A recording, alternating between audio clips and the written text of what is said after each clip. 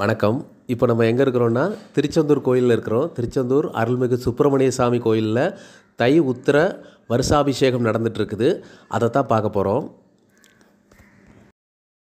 திருச்செந்தூர் கோயிலில் உள்ள மூலவர் சுப்பிரமணியர். அந்த சுப்பிரமணியரை பிரதிஷ்டை பண்ணது தை உத்திர நட்சத்திரத்தில் அன்னைக்கு தான் பிரதிஷ்டை பண்ணியிருக்கிறாங்க.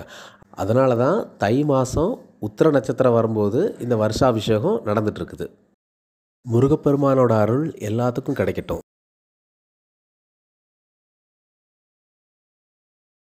சாந்தி சாந்தி சாந்தி.